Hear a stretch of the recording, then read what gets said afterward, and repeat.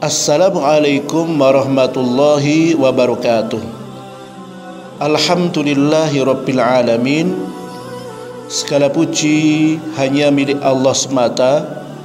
Salawat dan salam semoga tercurah kepada junjungan kita Nabi besar Muhammad sallallahu alaihi wasallam. Teman-teman semuanya yang saya cintai karena Allah Subhanahu wa taala, hari ini kita akan menyampaikan kelanjutan sejarah hidup Rasulullah sallallahu alaihi wasallam di bagian yang pertama, yaitu kerajaan bangsa Arab di masa jahiliyah. Kemarin kita telah menyampaikan raja-raja di Yaman. Hari ini kita akan menyampaikan judul raja-raja di Hirah. Dikisahkan Cirus yang agung, namanya Cirus yang agung, hidup 557 sampai 529 sebelum Masehi, berhasil membuat bangsa Persia menguasai bagian utara Jazirah Arab atau Hirah di Irak. Setelah ia mempersatukan bangsa Persia, keberadaan Persia ditakuti oleh bangsa-bangsa lainnya, sampai kemudian muncul Alexander dari Macedonia pada tahun 326 sebelum Masehi, yang berani menyerang dan menaklukkan Persia sehingga mereka terpecah belah. Muncullah raja-raja baru yang dikenal sebagai raja-raja Tawaif. Mereka berkuasa di daerahnya masing-masing sampai tahun 230 sebelum Masehi. Di masa ini orang-orang Kohton pergi ke Irak dan menguasai daerah subur di sana. Di tempat itu pula mereka bertemu dengan keturunan Adnan yang juga berhijrah. Mereka berhasil menguasai sebagian dari semenanjung Furat. Setelah itu di Hirah muncul beberapa kerajaan besar, antara lain Al-Anbat pada awal abad ke-4 sebelum Masehi sampai 106 Masehi, dengan ibu kota Petra, Yordania. Tadmur pada awal abad ke-1 Masehi sampai 271 Masehi, dengan ibu kotanya Tadmur. Al-Ghashasinah pada tahun 500 Masehi sampai 635 Masehi, dengan ibu kotanya Basrah di Syam. Dan terakhir Al-Munazzarah di Irak pada tahun 288 Masehi sampai 632 Masehi, dengan ibu kotanya Hirah. Khusus Al-Munazzarah akan dibahas lebih lengkap di sini. Al-Munazzarah, setelah Persia takluk oleh Alexander dari Macedonia, mereka baru bangkit kembali pada masa Ardashir, pendiri dinasti Sanid sejak tahun 226 Masehi. Ardashir mampu menyatukan bangsa Persia dan menguasai orang-orang Arab yang tinggal di wilayah pinggiran kekuasaannya. Kondisi ini menyebabkan orang-orang Quda'ah hijrah ke Syam, dan penduduk Hirah serta Anbar patuh kepada Ardashir. Pada zaman Ardashir ini, Zuzaimah Al-Waddah menjadi penguasa di Hirah, dan sebagian penduduk Irak serta daerah Rabi'ah dan Mudhar.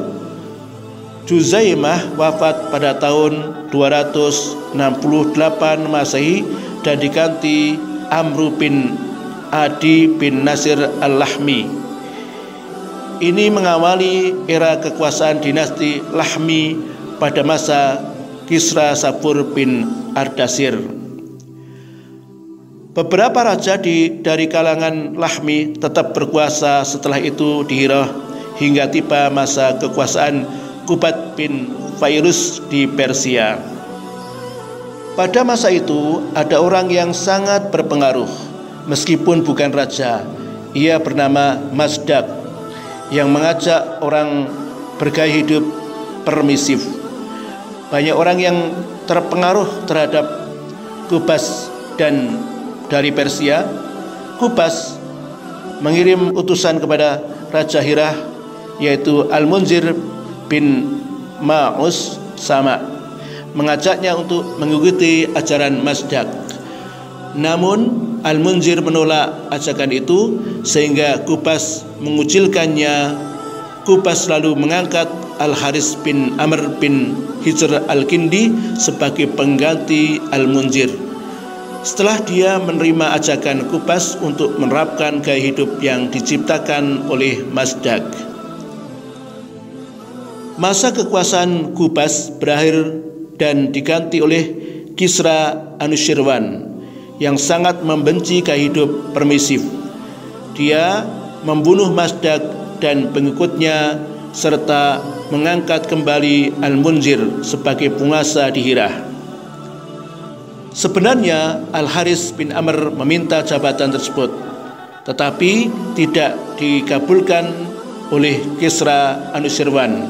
Justru Al-Haris dibuang ke Dar Kalbi sampai meninggal. Sistem kerajaan terus berlanjut setelah Al-Munzir bin Ma'us Sama hingga masa kekuasaan An-Nu'man bin Al-Munzir. Dialah yang memancing kemarahan Kisra karena berbagai perhiasan yang diurus Zaid bin Adi al-Ibadi. Kisra mengirim utusan kepada Nu'man untuk meminta perhiasan-perhiasan itu. Maka secara diam-diam Nu'man menemui Hani bin Mas'ud, pemimpin suku Saiban, untuk menitipkan keluarga dan harta bendanya. Setelah itu dia menghadap Kisra. Akhirnya dia dijebloskan ke dalam penjara hingga meninggal. Sebagai penggantinya, Kisra mengangkat Iyas bin Qubaisah At-Ta'i dan memerintahkannya mendatangi Hani bin Mas'ud untuk meminta harta benda yang dititipkan Nu'man kepadanya. Namun dengan gagah berani Hani menolak permintaan itu. Hal ini membuat Kisra mengizinkan Iyas untuk memerangi Hani. Dengan dibantu pasukan perang Kisra, terjadilah peperangan yang dahsyat antara Iyas dan Hani di Ziqor. Suku Saibah mendapatkan kemenangan yang gemilang dalam peperangan ini dan mampu menghancurkan pasukan Persia. Inilah saat pertama kalinya bangsa Arab memperoleh kemenangan atas bangsa selain Arab. Hal ini terjadi tak lama setelah kelahiran Rasulullah Sallallahu Alaihi Wasallam, sebab beliau dilahirkan 8 bulan setelah Iyas bin Qubaisah berkuasa di Hirah. Setelah Iyas, Kisra mengangkat seorang penguasa dari bangsa Persia di Hirah, dan pada tahun 632 Masehi kekuasaan kembali dipegang suku Lahm. Di antara penguasa dari kalangan mereka adalah Al-Munzir yang bergelar Al-Ma'rur. Namun kekuasaannya ini hanya bertahan selama 8 bulan dengan kedatangan Khalid bin Walid beserta pasukan muslimin. Teman-teman semuanya yang saya cintai karena Allah, berikutnya raja-raja di Syam. Pada masa ini emigrasi kabilah Arab banyak terjadi. Di antaranya adalah suku-suku Quda'ah yang berpindah ke berbagai daerah di pinggiran Syam dan mereka menetap di sana. Mereka adalah Bani Sulaih bin Halwan. Di antara mereka ada Bani Daj'am bin Sulaih yang dikenal dengan sebutan Daja'amah. Mereka dimanfaatkan bangsa Romawi sebagai tameng untuk menghadapi gangguan orang-orang Arab dan sekaligus sebagai benteng pertahanan untuk menghadapi bangsa-bangsa Persia. Untuk itu, Romawi mengangkat seorang raja dari suku ini hingga beberapa tahun. Raja mereka yang dikenal adalah Zizat bin Habullah. Kekuasaan mereka kira-kira bertahan sejak awal abad 2 Masehi hingga akhir abad 2 Masehi. Kekuasaan mereka berakhir setelah kedatangan suku Ghazan yang dapat mengalahkan Daja Amah. Bangsa Romawi lalu mengangkat suku Ghazan sebagai raja bagi semua bangsa Arab di Syam. Ibu kotanya adalah Dumatul Jandal. Suku Ghazan ini terus berkuasa sebagai kaki tangan Imperium Romawi hingga meletus perang Yarmuk. Raja mereka yang terakhir adalah Jabalah bin Al-Aiham, dapat diajak masuk Islam pada masa Amirul Mukminin Umar bin Khattab radhiyallahu an. Teman-teman semuanya yang saya cintai karena Allah Subhanahu wa taala, berarti kita menemukan di masa itu ada dua imperium besar, kekuasaan besar, yaitu bangsa Persia dan bangsa Romawi.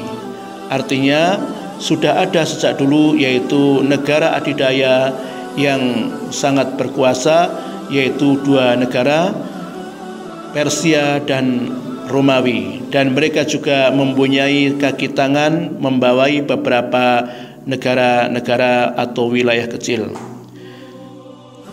Itulah yang kita ceritakan, kisah pendek dari raja-raja bangsa Arab sebelum datangnya Rasulullah atau di masa jahiliyah. Mudah-mudahan bermanfaat. Besok insyaallah kita lanjutkan kembali. Saya akhiri, wassalamualaikum warahmatullahi wabarakatuh.